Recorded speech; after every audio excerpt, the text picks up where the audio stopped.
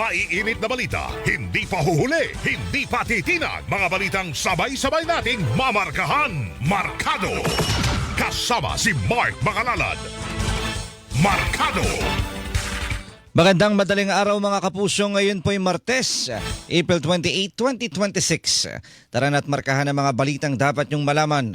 Mga balitang siksik, mabilis at detalyado. Ito po ang programang Markado kung inyong kapuso, Mark Makalalad.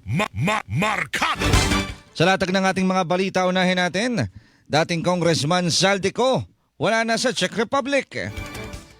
Yan ang kinumpirma ni Justice Secretary Frederick Vida matapos ang pakikipagpulong sa Ministry of Justice ng Czech Republic. Maliban dito, hindi na umano nagbigay ng iba pang detalye ang mga otoridad ng Czech Republic hinggil sa kinaroroonan ni Ko. Sa ngayon, si Ko ay nanatili umano sa tinatawag na Schengen area o yung border-free zone na binubuo ng 29 na bansa sa Europa. Markado! Wala na pala tayong binabantayan doon. Paano ngayon lalo yung hamon sa pagpapauwi sa kanya? Naging pahirapan lalo. Partial report ng Blue Ribbon Committee ukol sa flood control projects anomalies hindi pa maipipresenta sa plenaryo ng Senado. Paliwanag ng komite, hindi pa kasi umabot sa siyam ang pirma sa partial report na kailangan para maipresenta iyon sa plenaryo ng Senado. Sa ngayon, 6 pa lamang ang lumagda sa partial report na kinabibilangan ni Lacson, Senate President Tito Soto, Senador Risa Ontiveros, Bam Aquino, Kiko Pangilinan at Erwin Tulfo. Sa nasabing partial report, rekomendadong puspusan pang imbestigahan sina Senador Francis Escudero, Jinggoy Estrada at Joel Villanueva, gayon din sina Congressman at dating House Speaker Martin Romualdez at dating Congressman Zaldico. Markado! Progress report ukol sa flood control anomalies iniulat ni Senate President Pro Tempore Panfilo Lacson. Ayon kay Lacson, idadaan niya ang pag-uulat sa pamamagitan ng isang privilege speech. Gagawin niya ito bilang chairman ng Senate Blue Ribbon Committee at tatawagin ang kanyang ulat na Chairman's Progress Report.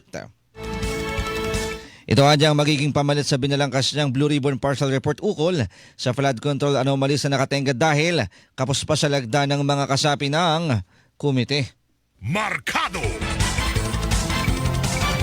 Samantala, Sandigan Bayan naglabas ng precautionary hold departure order laban kina dating Senate President Francis Escudero at negosyanteng si Maynard Ngu. Kasunod nito ng hiling ng Office of the Ombudsman sa paniwalang maaari nilang takasan ang mga inihahandang reklamo laban sa kanila na may kaugnayan sa mga maanomalyang flood control project. Una nang sinabi ni Ombudsman Jesus Crispin Rimulya na kanilang inihahanda ng mga reklamo laban kina Escudero at Ngu. Sa ngayon, wala pang pahayag si Escudero at Ngu hinggil sa inilabas na kautusan ng Sandigan Bayan, pero una na lang itinanggi ang kaugnayan sa mga maanomalyang flood control project. Markado! Senate Blue Ribbon Committee desididong paharapin sina dating Congressman Zaldico sa pagdinig ukol sa katiwalaan sa flood control project. Ayon kay Committee Chair Senate Pro Tempore Panfilo Lacson, maliban kay Ko, ay mabuti rin kung haharap sa pagdinig ang umano'y 18 dating tauhan ng dating kongresista, gayon din si Orly Guteza. Kung mangyayari niya ito, mas mabibigyang linaw ang mga isyu ukol sa usapin ng mga maanomalyang flood control projects at dito rin malalaman kung sino ang nagsasabi ng totoo. Samantala, sinabi rin ni Lacson na wala silang magagawa sakaling tumuro kay Pangulong Bongbong Marcos ang mga ebidensya na makakalap sa pagdinig. Markado! Superadyo DZWB Flash Report! Pantay Kalsada! Tanggap muna tayo ng isang nagmamadaling flash report. Babaeng rider patay matapos masagasaan ng 10-wheeler truck at masagasaan pang muli ng isang truck sa panan ng EDSA Ortigas Interchange. Alamin natin ang buong detalye sa ulat ni Carlo Mateo. Kuyang Kaloy. Balita ito dahil nga sa isang babaeng rider ang nakaipit pa ngayon hanggang sa mga oras na ito dito sa paanan ng EDSA Ortigas Interchange. Ito yung daan patungo ng Pasig City at sa ngayon ito'y sarado dahil nga sa maraming mobile patrol ng pulisya ang rumesponde rito, kasama na rin ang MMDA. Kaya dito madadaanan ng mga motorista. Unang nasagasaan ng isang 10-wheeler truck itong babaeng rider at pumailalim ang kanyang motorsiklo.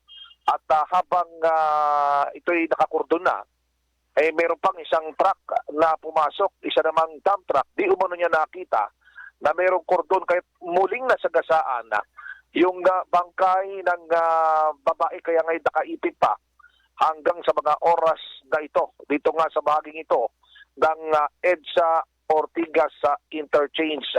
Kaya yung mga dapat sana idadaan dito ay hindi na pinadadaan, pinadediretso na ito patungo ng Mandaluyong City o patungo ng Shaw Boulevard dahil nga sa aksidenteng ito. At nangyari ito, yung unang insidente, mga pasado alas 12 ng gabi at mga alauna ng madaling araw naman, pasado alauna, nang naganap yung ikalawang pagkakataon na masagasaan itong bangkay. Dumating na rin yung kung di ako kakama, isang pulinary itong dumarating ngayon para kunin itong bangkay. Pero kinakailangan pang pagalawin o igalaw itong dump truck dahil sa ito'y nakahambalang at okupado nito yung dalawang lanes. Papanik nitong EDSA Ortigas interchange. Kaya't iwasan na muna ng mga motorista itong bahaging ito ng EDSA. Kuya Ngaloy, Yes, Oo, tanong lang no, dun sa initial muna na pagsagasa sa kanya ng 10-wheeler truck bago yung pangalawang pagsagasa Ano yung dahilan bakit siya pumailalim? Hindi ba siya napansin, nawalan ba ng control? Anong kwento? Ang kwento marahil ang binabanggit dito sa mga initial, hindi siya nakita nung unang truck. Dahil may kalakihan ito tapos yung kanyang motor, yung mga hindi naman para mga scooter type na mga motor ito. Kaya maliit. Kaya't ganun po mailalim itong biktima. At ang masama nga dito, kahit na nakakordon na, may pumasok pang isang dump truck na nadaanan muli itong biktima. Kaya't yun ngayon nagka-uusap na ngayon yung mga pulis kung sino talaga yung mag-iimbestiga dahil ito'y nasa boundary ng Quezon City, nasa boundary ng San Juan at nasa boundary din ng Mandaluyong. Kaya sana pagka ganyan, tulungan na, wala nang dyan. Dapat wala nang turon, yun yung atas ng PNP nun Ang tatapos nitong investigasyon nito. Yun nga lamang, ulitin ko lamang yung mga motorista, iwasan na muna itong EDSA Ortigas interchange. Kung tutungo sila ng Ortigas dahil pwede naman silang dumaan dito sa service road sa ibaba at saka sila kumaliwa patungo sa direksyon ng Ortigas Avenue para hindi naman sila maabala sa kanilang maagang biyahe at yung mga nagpaplano sanang dumaan ulitin ko sana dito sa area ng EDSA Ortigas interchange. Dahil hanggang ngayon ay hindi pa nakukuha yung bangkay ng babae na nakaipit sa gulong ng isang dump truck. Okay. Kuya Ngaloy, yung driver ng unang truck tsaka pangalawang truck, nasan ngayon? Nandito ngayon, no? Nandito ngayon yung mga driver at iimbestigahan na ng mga otoridad. Ako si Carlo Mateo ng GMA Super Radio DZBB Balitang Totoo. Super Radio DZBB Last Report. Bantay Kalsada. Sana naman wag nang tumagal pa yan, no? Oo, dahil 3 pa lang sakop no na boundary itong San Juan, Pasig tsaka Quezon City. Wag na sanang umabot pa ng hanggang mamaya. Balik po tayo sa balitaan. Pasintabi po pala dun sa mga nagkakape na. Ayan ang unang balita po natin ngayon sa labas. Senador Rodante Marcoleta sinopla ni Senador Panfilo Lacson dahil yan sa pagkwestiyon ni Marcoleta sa hindi pagpapatawag kay dating House Speaker Martin Romualdez sa pagdinig ng Senate Blue Ribbon Committee. Tanong ni Lacson, hindi pa ba bumapasok sa bumbunan ni Marcoleta na may time-honored na tradisyon na interparliamentary courtesy? Paglilinaw pa ni Lacson 2 beses nang inibitahan si Romualdez sa pamamagitan ni House Speaker Faustino D. III pero hindi naman sumipot. Markado! Second Gentleman Attorney Manasseh Carpio naghain ng reklamong kriminal sa Quezon City Prosecutor's Office. Inireklamo ni Carpio si Bangko Sentral ng Pilipinas Governor Eli Remulana Jr., Anti-Money Laundering Council Executive Director Ronel Benaventura, House Committee on Justice Chairperson Jervin Luistro, Akbayan Party List Representative Percy Sendanya at Shell Jokno at Mamamayang Liberal Party List Representative Laila de Lima.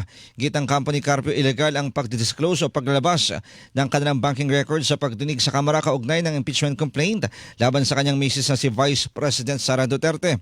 Wala rin umanong pahintulot mula sa panig ni Carpio Duterte ang inilabas na transaction records ng AMLAC. Markado! House Committee on Justice na nandigan na wala silang nilabag na batas.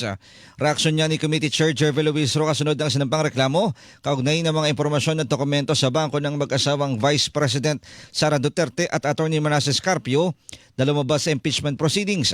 Sinabi ni Luistro na handa niyang harapin ang reklamo ni Carpio sa korte na inihain laban sa kanya, ilang kongresista at iba pang ahensya. Gayun ni Luistro na hindi bank records ang inilabas sa pagdinig at sa halip ay mga report mula sa AMLAC. Markado! Attorney Manasseh Carpio hindi obligadong sumagot sa pagdinig ng House Justice Committee kaugnay ng impeachment complaint laban kay Vice President Sara Duterte. Yan naman ang iginit ni Attorney Peter Paul Danao, abogado ng asawa ni Vice President Sara Duterte na si Attorney Manasseh Carpio. Palawag ni Attorney Danao, isang pribadong individual si Attorney Carpio at pilit lamang idinadawit ng komite sa impeachment proceedings ng kanyang asawa. Handa rin umano silang magkomento o hindi rin umano sila magkokomento tungkol sa mga bilyong-bilyong pisong bank transactions ng mag-asawa, lalo't hindi naman anya sila nabigyan ng kopya ng AMLAC. Markado! At panibagong impeachment hearing laban kay Vice President Sara Duterte tuloy bukas sa House Justice Committee. Ayon kay Committee Chair Jervin Luistro, tatalakayin bukas ang umunay naging pagbabanta ni VP Sara sa buhay ni na Pangulong Ferdinand Marcos Jr., First Lady Liza Araneta Marcos at dating House Speaker Martin Romualdez. Pagkatapos nito, posible nang gawin ang botohan para sa probable cause ng impeachment complaint. Markado! BIR naghain naman ng kasong tax evasion sa DOJ laban kay Attorney Herminio Harry Roque sa may bahay nitong si Myla Reyes Roque at associate nitong si Percival Sazon Ortega. May kinalaman ng kaso sa umano'y hindi pagbabayad ng buwis sa Biancham Holdings and Trading Incorporated kaugnay ng transfer of shares of stocks at increase o pagtaas ng authorized capital stock. Mahigit 3.35 billion pesos ang tinatayang tax deficiency ng kumpanya kabilang surcharge at interest. Sa alam ng Section 254 ng Tax Code, ang tax evasion ay may multa mula 500,000 pesos hanggang 10 million pesos at pagkakulong ng 6 hanggang 10 taon. Markado! At lahat ng barangay sa Batangas makatatanggap ng 200,000 pesos na ayuda sa ilalim ng programang Bawat Bayan Makikinabang. Yan naman ang tiniyak ng Malacanang para pabulaan ang sinasabi ni Congressman Leandro Leviste na may 84 na barangay mula sa kanyang distrito ang hindi na isama sa distribusyon ng ayuda. Sinabi ni Palace Press Officer Undersecretary Claire Castro na may ilang barangay na hindi nakapagsumite ng kompletong dokumento kaya hindi agad na ilabas ang pondo. Paglinaw naman ni Castro, walang pinipiling kulay ang pamamahagi ng ayuda basta makompleto ang mga itinakdang requirements. Markado! Mga kapuso, yan pang unang bahagi ng ating balitaan. Standby lang po kayo dahil magbibigay daan lamang tayo sa ilang mga paalala. Ang oras, 14 na minuto makalipas ang alas 3 ng madaling araw. Labanan ng fake news dapat totoo. Markado sa Super Radio DZBB. Markado! DZBB Super Radio Number 1. Super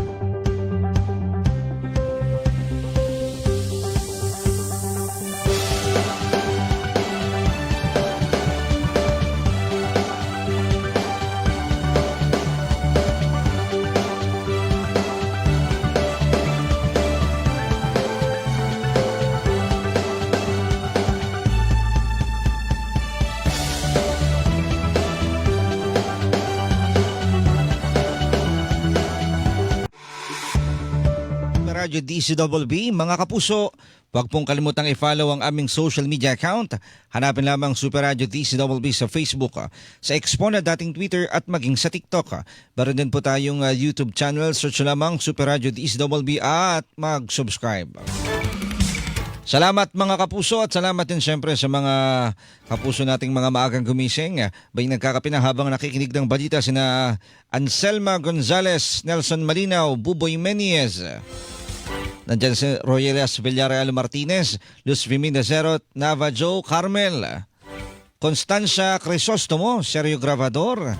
Ayan, siyempre sina Ate Antonina Fangon, sina Nanay Grace at Nanay Dory de la Cruz at Tita Cora Santo Tomas. Salamat po sa inyong pakikinig.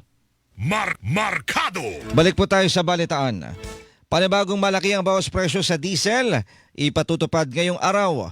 Mismong si Energy Secretary Sharon Garin ang nag-anunsyo na bababa ng 12 pesos and 94 centavos ang kada litro ng diesel. Bababa naman ng 15 pesos and 71 centavos ang kerosene, pero ang presyo ng gasolina ay magtataas ng hanggang 53 centavos kada litro. Epektibong price adjustment simula mamayang alas 6 ng umaga. Markado! Ilang tsuper naman ng pampaserong jeepney umaasang magtutuloy-tuloy na ang pagbaba ng presyo ng mga produktong petrolyo. Bunsod yan ang nakatakdang oil price rollback ngayong araw. Sinabi ng ilang tsuper na kahit papano ay madaragdagan na ang kanilang maiuuwi na kita. Ngayon man hindi pa nila ito sapat para matugunan ang kanilang gastusin maging ang iniaabot nilang boundary sa mga operator. Pero kahit malito man ang kitain, sa ngayon, maintindihan pa nila basta magtuloy-tuloy lang ang pagbaba ng presyo kada litro ng diesel. Markado! Department of Energy inanunsyo ang pagdating sa bansa ng mahigit 178.3 million liters ng diesel. Binila man na yon ng gobyerno bilang pandagdag sa mahigpit na supply bunsod ng gera sa Middle East. Ayon kay Energy Secretary Sharon Garin, patunay ito ng determinasyon ng gobyerno na agapan ang supply ng petrolyo ngayong nagpapatuloy ang sigalot sa gitnang silangan. Habang kumukonsumoan niyang bansa ng petrolyo, patuloy din ang pag-order ng gobyerno katuwang ang mga pribadong kumpanya. Markado! Department of Energy tiniyak na hindi magkakaroon ng pagtaas ng presyo ng kuryente bunsod ng epekto ng sitwasyon sa gitnang silangan. Dapat mula 5 pesos and 50 centavos kada kilowatt hour bago sumiklab ang krisis sa gitnang silangan. Tataas ang presyo ng kuryente sa 10 hanggang 12 pesos kada kilowatt hour. Ayon kay Energy Undersecretary Rowena Guevara, hindi ito mangyayari dahil iniutos ng DOE na palakasin ang paggamit ng renewable at indigenous energy resources sa mga planta ng kuryente. Dahil dito nakikita nila na hindi tataas ng 5 hanggang 7 pesos ang kada kilowatt hour ng kuryente kung saan ang average load ngayong Abril ay nasa 5 pesos at 63 centavos kada kilowatt hour. Markado! Department of Energy hindi umaasang magkakaroon ng yellow alert sa supply ng kuryente sa buwan ng Mayo. Sinabi ng Undersecretary Rowena Guevara na sapat ang supply ng kuryente batay sa kapasidad ng mga planta at sa forecasted na demand para rito. Nagkakaroon umano ng yellow alert dahil sa biglaang pagpalya ng mga planta o pagkakaroon ng mga force outage na hindi mahuhulaan o mapangungunahan. Nabatid na inanunsyo ang yellow alert kapag manipis ang supply ng kuryente na posibleng magbunsod ng mga brownout. Markado! Meralco, ikiniit na legal at naayon naman sa batas ang iba't ibang singil o charges na makikita sa breakdown ng buwan ng bill ng kuryente. May kasama ba kayo sa na bill shock? Pagtingin bigla ang mahal ng singil. Kabilang po dito yung singil na senior citizen, lifeline rate subsidies at universal charge na tinakda umano ng pamahalaan para sa mga programa ng gobyerno. Pinabayaran din umano ng lahat ng gumagamit ng kuryente ang feed-in tariff allowance at green energy auction allowance para mapabilis ang paglipat ng bansa sa paggamit ng mas malinis na enerhiya. Hindi anya bago ang mga nabanggit na charges at direkta itong inireremit ng Meralco sa pamahalaan. Markado! Samantala, Pag-asa tiniyak na sapat ang supply ng tubig sa Angat Dam. Ito ang inihayag ni Engineer Patrick James Dizon, Manager ng Corporate Office Department ng Metropolitan Waterworks and Sewerage and System o MWSS. Kasabay nito sinabi ni Engineer Dizon na magpupulong na ang Technical Working Group para alamin kung ano ang magiging alokasyon ng tubig para sa Metro Manila sa Mayo base sa pag-ulan sa watershed ng nasa paligid ng mga dam. Samantala nagsagawa na ang MWSS ng rehabilitasyon sa mga deep wells at nagtayo rin ng mga bagong water sources o pagkukunan ng tubig para sa Metro Manila. Markado. Work from home arrangement sa mga tanggapan ng COMELEC magpapatuloy sa buwan ng Mayo. Ayon sa COMELEC, bahagi pa rin ito ng kanilang suporta sa inisyatibong pagtitipid sa konsumo sa kuryente. Dahil dito sarado ang mga opisina ng COMELEC sa darating na May 4, 11 at 25 na mga araw ng Lunes, pero bukas sa May 18 na huling araw ng voter registration.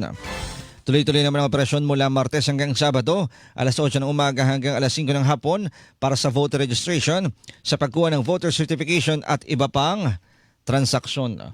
Markado. Ikatlong batch naman ng mga OFW mula Kuwait nakatakda ng umuwi sa bansa. Ayon sa Overseas Workers Welfare Administration o OWA, binubuo ang ikatlong batch ng nasa 173 OFW at ilan nilang dependents. Bago ang kanilang pag-alis, tiniyak ng Philippine Embassy sa Kuwait sa pamamagitan ng Migrant Workers Office at Overseas Workers Welfare Office ang maayos na paghahanda ng mga repatriates. Sumasailalim sila sa medical check-up at briefing at tumanggap ng financial assistance at welfare o Kalinga Kits bilang bahagi ng tulong ng pamahalaan. Markado. Samantala, DPWH Secretary Vince Dizon muling bibisitahin ang nasusunog pa rin na Navotas Sanitary Landfill ngayong araw. Ito ay para personal na makita ng kalihimang tulong na naibibigay ng mga na-deploy na heavy equipment doong nakalipas na linggo. Aalamin din ni Dizon kung paano pang suporta ang may pagkakaloob para sa pagsisikap na maapulang sunog. Makakasama ni Dizon si Navotas City Mayor John Ray Tiangco. Markado. Land Transportation Office o LTO inulunsad naman ng platapormang i-report mo kay LTO Chief. Isa itong centralized system para sa pagtanggap at pagmonitor ng mga reklamo, gayon din ang mga feedback mula sa publiko para mas mapatatag pa ang transparency mula sa LTO. Ayon kay LTO Chief Assistant Secretary Marcos Lacanilao, maring isumbong ng publiko ang kanilang mga reklamo sa pamamagitan ng Facebook. I-report mo kay LTO Chief sa website na i-report mo kay ltochief.ph at sa kanilang hotline na 1342585. Anong pinagkaiba kaya nito dun sa normal na pwedeng sumbungan? Ano ba ito? Mas bibilis? Ganon?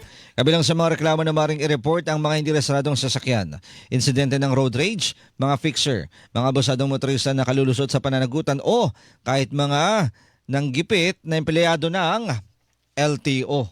Markado. At dalawang chairperson ng Sangguniang Kabataan sa Makati City sinuspende ng DLG dahil sa umano'y misconduct. Partikular na sinuspende ng DLG sina Natalia Georgiana Tupas ng Barangay Dasmariñas at Cecilia Luis Yabut ng Barangay Magallanes.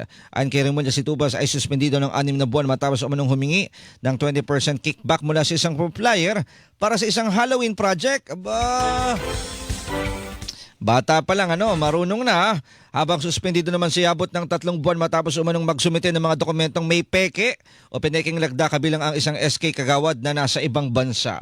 At kaugnay po niyan, DLG Secretary John Vic Remulla suportado ang panawagang buwagin ang Sangguniang Kabataan. Yan ay kung magkakaroon anya ng pagbabago sa konstitusyon dahil sa kultura ng korupsyon. Ginawa ni Remulla ang pahayag kasunod ng pagsususpende sa 2 SK chairman sa Makati City dahil sa panghingi ng kickback at pamimigay ng pirma na isang pampublikong dokumento para sa isang purchase request. Markado. Yan ang mahirap. Diba?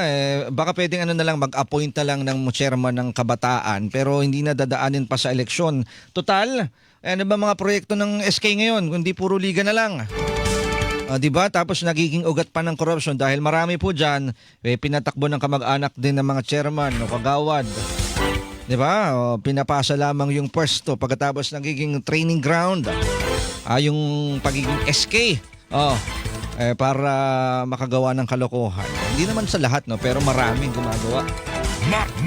Markado. At dyan na po nagtatapos ang ating balitaan, mga balitang siksik, mabilis at detalyado. Salamat po sa mga nakasama natin sa loob at labas ng himpilan. Antabayanan po, susunod na programa, Umaga na Balita, na kasama si Alan Catos. Mga kapuso, dito po sa DCWB, walang kinikilingan, walang pinoprotektahan.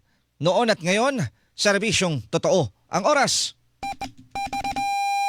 28 minuto makalipas ang alas 3 ng madaling araw. Markado sa Super Radio DZWB. Markado.